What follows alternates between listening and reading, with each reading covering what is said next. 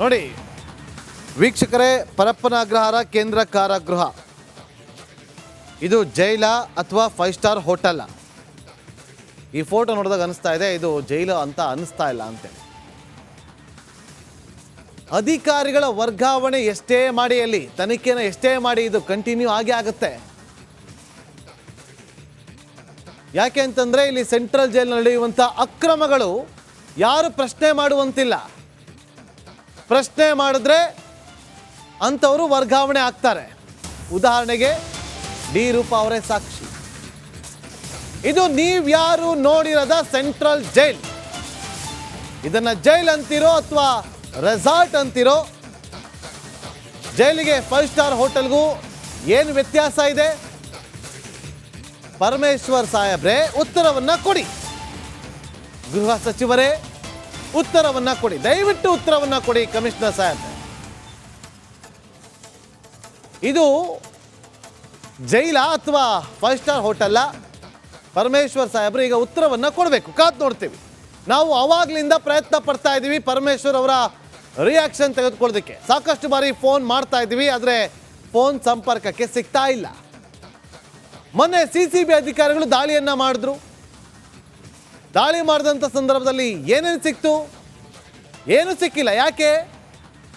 ನಿಮ್ಮಲ್ಲೇ ಇದ್ದಂಥವ್ರು ಒಬ್ರು ಲೀಕ್ ಮಾಡಿದ್ರು, ಈ ಥರ ಬೆಳಗ್ಗೆ ರೈಡ್ ಆಗುತ್ತೆ ಅಂತೇಳಿ.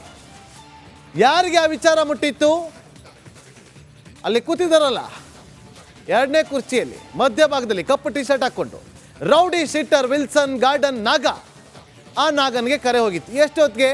ರಾತ್ರಿ 11:30ಕ್ಕೆ. ಯಾಕೆ ತನಿಖೆ ಮಾಡೋದಿಲ್ಲ? ಮಾಡಿಸಿ ಪೊಲೀಸ್ ಕಮಿಷನರ್ ಆಗಿರುವಂಥ ಬಿ ದಯಾನಂದ್ ಅವರೇ.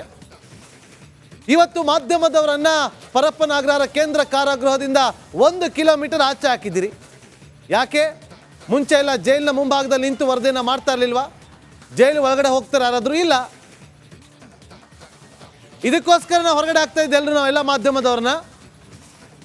ಮಾಧ್ಯಮದವರನ್ನ ಹೊರಗಿಟ್ಟು, ಅಂದರೆ ಪರಪ್ಪನ ಅಗ್ರಹಾರ ಕೇಂದ್ರ ಕಾರಾಗೃಹದಿಂದ 1 ಕಿಲೋಮೀಟರ್ ಹೊರಗಡೆ ಬ್ಯಾರಿಕೇಡ್ ಅನ್ನು ಹಾಕಿ ಯಾರು ಹೋಗಬಾರ್ದು. ಯಾಕೆ? ಇವ್ರ ಬಂಡವಾಳ ಗೊತ್ತಾಗ್ಬಿಡುತ್ತೆ ಅಂತೇಳಿ. ನೀವು ಹೊರಗಡೆ ಇಡಿ, ಒಳಗಡೆ ಬಿಡದೇ ಇರಿ, ಬಿಟ್ಕೊಳ್ಳಿ. ನಿಮ್ಮ ಬಂಡವಾಳ ಬಯಲಾಗಿದೆ. ಈಗ ಅಧಿಕಾರಿಗಳ ಹಣದ ಆಸೆಗೆ ಇದೆಲ್ಲವೂ ಕೂಡ ಹೆಗ್ಗಿಲ್ಲದೆ ನಡೀತಾ ಇರೋದು.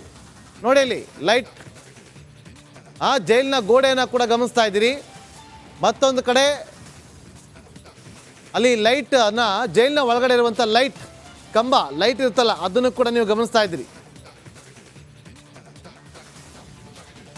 ಪೊಲೀಸರಿಗೆ ತಲೆನೋವಲ್ಲ, ಟೆನ್ಷನ್ ಶುರುವಾಗಿದೆ. ಅಯ್ಯೋ ಹೇಗಪ್ಪ ಬಂತು ಫೋಟೋ, ಮಾಧ್ಯಮದವ್ರಿಗೆ ಹೇಗಪ್ಪ ಸಿಕ್ಕೋಯ್ತು ಅಂತ. ಹೋಗಿ ಈಗ ರೈಡ್ ಮಾಡಿ.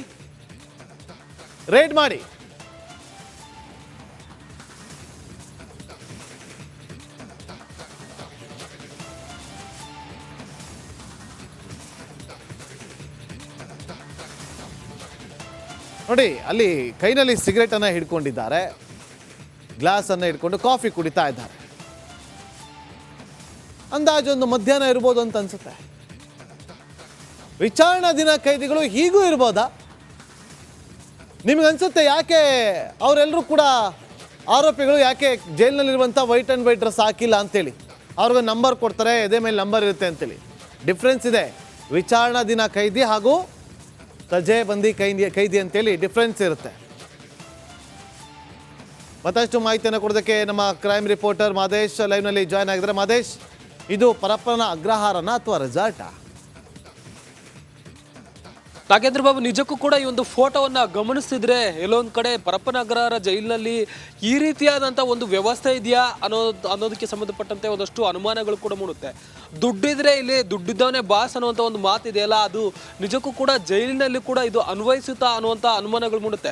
ಹೊರಗಡೆ ದುಡ್ಡು ಕೊಟ್ಟರೆ ಏನು ಬೇಕಾದರೂ ಸಿಗುತ್ತೆ, ಆದರೆ ಜೈಲು ಅನ್ನೋದೊಂದು ಒಂದು ಕೋಟೆ. ಆ ಒಂದು ಜೈಲಿನಲ್ಲಿ ಅದರದ್ದೇ ಆದಂಥ ಒಂದಷ್ಟು ಕಟ್ಟುನಿಟ್ಟಿನ ಕ್ರಮಗಳಿರುತ್ತೆ. ಅಲ್ಲೂ ಕೂಡ ಹೊರಗಡೆ ಸಿಗೋದಕ್ಕಿಂತಲೂ ಹೆಚ್ಚೇ ಸಿಗ್ತಿದೆ ಅನ್ನುವಂಥ ಅನುಮಾನಗಳು ಆ ಒಂದು ಫೋಟೋ ನೋಡ್ತಿದ್ರೆ ಗೊತ್ತಾಗುತ್ತೆ. ಯಾಕಂದ್ರೆ ಅದೊಂದು ಥೇಟ್ ಯಾವುದೋ ಒಂದು ಕ್ಲಬ್ ಕಾಣುವಂಥ ರೀತಿಯಲ್ಲಿ ಆ ಒಂದು ಫೋಟೋ ಕಾಣಿಸುತ್ತೆ. ಜೊತೆಗೆ ಅಲ್ಲಿ ಕೂತಿರುವಂತಹ ಆ ನೊಟೋರಿಯಸ್ ರೌಡಿ ಆಗಿರ್ಬೋದು, ಪಕ್ಕದಲ್ಲಿರುವಂಥ ಕೊಲೆ ಆರೋಪಿ ದರ್ಶನ್ ಮತ್ತೆ ಆತನ ಸಹಚರ ನಾಗ ಅವರು ಕೂತಿದ್ದಂತಹ ಒಂದು ಮಾತುಕತೆ ನಡೆಸ್ತಿದ್ದಂತಹ ಒಂದು ದೃಶ್ಯ ನಿಜಕ್ಕೂ ಕೂಡ ಯಾವುದೋ ಒಂದು ಕ್ಲಬ್ನಲ್ಲಿ ಇದ್ದಾರೇನೋ ಅನ್ನೋಂಥ ಭಾಸವಾದಂತೆ ಅವರು ಕೂತು ಅಲ್ಲಿ ಮಾತುಕತೆ ನಡೆಸ್ತಿದ್ದಾರೆ. ಇದು ಜೈಲ್ ಆಗಿರುವಂಥ ಒಂದಷ್ಟು ಚೂರು ವಿಚಾರ ಕೂಡ ಅಲ್ಲಿ ಗೊತ್ತಾಗ್ತಿಲ್ಲ. ಒಂದು ಫೋಟೋ ನೋಡ್ತಿದ್ರೆ ಅವರು ಜೈಲಿನಲ್ಲಿ ಇದ್ದಾರೆ ಅನ್ನೋಂಥ ಅನುಭವ ಕೂಡ ಅವ್ರಿಗಿಲ್ಲ. ಜೈಲಿಗೆ ಯಾಕೆ ಹಾಕ್ತಾರೆ ಅಂದರೆ ಒಂದು ಪಶ್ಚಾತ್ತಾಪದಿಂದ ಹೊರಗಡೆ ಬರಬೇಕು. ಹೊರಗಡೆ ಬಂದ ಮೇಲೆ ಆ ರೀತಿಯಾದಂಥ ಕೃತ್ಯಗಳಲ್ಲಿ ಭಾಗಿಯಾಗಬಾರ್ದು. ಒಳಗಡೆ ಇದ್ದರೆ ಅಂದರೆ ಜೈಲಿಗೆ ಹೋದರೆ ಅಲ್ಲಿ ಏನೂ ಕೂಡ ಸೌಲಭ್ಯ ಸಿಗೋದಿಲ್ಲ. ಅಂಥ ಸೌಲಭ್ಯಗಳನ್ನು ಪಡಿಬೇಕು ಅಂದರೆ ಹೊರಗಡೆ ಮಾತ್ರ ಇರಬೇಕು. ಯಾವುದೇ ರೀತಿಯಾದಂಥ ಕೃತ್ಯದಲ್ಲಿ ಭಾಗಿಯಾಗದಂತೆ ಎಚ್ಚರದಿಂದ ಇರಬೇಕು ಅಂತೇಳಿ ಹೊರಗಡೆ ಇರ್ತಾರೆ. ಒಳಗಡೆ ಇರೋದ್ರಿಂದ ಯಾವುದೇ ಸೌಲಭ್ಯ ಸಿಗೋದಿಲ್ಲ ಅನ್ನುವಂಥದ್ದು ಕಾನೂನಲ್ಲಿರುವಂಥ ಒಂದಷ್ಟು ಕ್ರಮ. ಆದರೆ ಒಳಗಡೆ ಇದ್ರೂ ಕೂಡ ಎಲ್ಲ ಸೌಲಭ್ಯ ಸಿಗುತ್ತೆ, ಹೊರಗಡೆ ಇದ್ರೂ ಕೂಡ ಎಲ್ಲ ಸೌಲಭ್ಯ ಸಿಗುತ್ತೆ. ಯಾರು ಅಲ್ಲಿರುವಂಥ ಸಿಬ್ಬಂದಿಗಳೇ. ರಾತ್ರಿ ಪಾಳ್ಯಕ್ಕೆ ಹೋಗುವಂಥ ಸಿಬ್ಬಂದಿಗಳು ಜೇಬಲ್ಲಿ ಏನೆಲ್ಲ ಇಟ್ಕೊಂಡು ಹೋಗ್ತಾರೆ. ಯಾಕೆ ಅವ್ರನ್ನ ಚೆಕ್ ಮಾಡಲ್ಲ?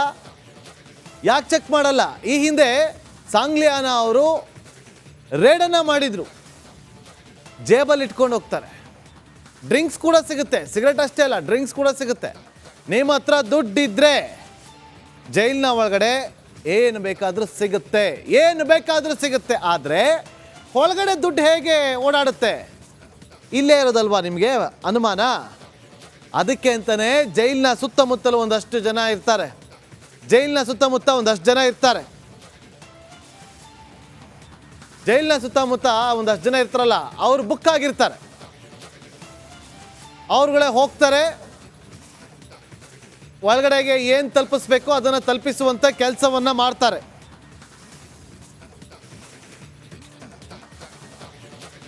ಯಾವ್ಯಾವ ಫ್ರೂಟ್ಸ್ ಒಳಗಡೆ ಹೋಗುತ್ತೆ, ಹೇಗೆ ಹೋಗುತ್ತೆ, ಯಾವೆಲ್ಲ ಪಾರ್ಸಲ್ಗಳು ಹೋಗುತ್ತೆ, ಎಲ್ಲ ತನಿಖೆ ಆಗಲಿ ಈಗ.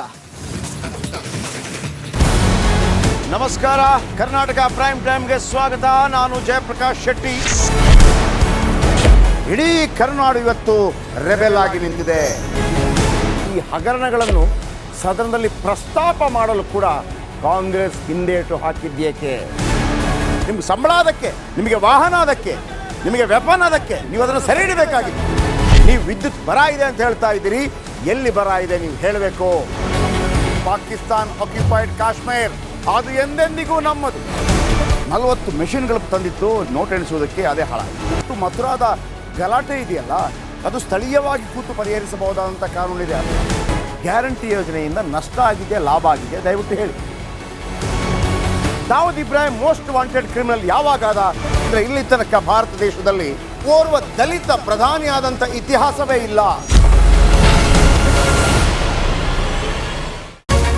ರಿಪಬ್ಲಿಕ್ ವರ್ಲ್ಡ್ ಆಪ್ ಇದು ಕೇವಲ ಅಪ್ಲಿಕೇಶನ್ ಅಲ್ಲ, ಸಮಗ್ರ ಸುದ್ದಿಗಳ ಸಂಪರ್ಕ ಮಾರ್ಗಕ್ಕೆ ಕ್ರಾಂತಿಕಾರಿ ಬದಲಾವಣೆ. ರಿಪಬ್ಲಿಕ್ ವರ್ಲ್ಡ್ ಆಪ್ ಕೇವಲ ಸುದ್ದಿ ಅಪ್ಲಿಕೇಶನ್ ಅನ್ನ ಪರಿಚಯ ಮಾಡ್ತಾ ಇಲ್ಲ, ಬದಲಾಗಿ ಡಿಜಿಟಲ್ ಸುದ್ದಿ ಬಳಕೆಯ ಹೊಸ ಯುಗಕ್ಕೆ ನಾಂದಿ ಹಾಡ್ತಾ ಇದೆ. ಇದೊಂದು ಬ್ರೇಕಿಂಗ್ ನ್ಯೂಸ್, ಪ್ರಭಾವಶಾಲಿ ಕಾರ್ಯಕ್ರಮಗಳಿಗೆ ಗಟ್ಟಿಯಾದ ವೇದಿಕೆ. ರಿಪಬ್ಲಿಕ್ ವರ್ಲ್ಡ್ ಅಪ್ಲಿಕೇಶನ್ ಈಗ ಲೈವ್ ಆಗಿದೆ. ಗೂಗಲ್ ಪ್ಲೇ ಸ್ಟೋರ್ ಮತ್ತು ಆಪಲ್ ಆಪ್ ಸ್ಟೋರ್ ಎರಡರಲ್ಲೂ ಲಭ್ಯವಿದೆ. ಈಗಲೇ ಡೌನ್ಲೋಡ್ ಮಾಡಿ.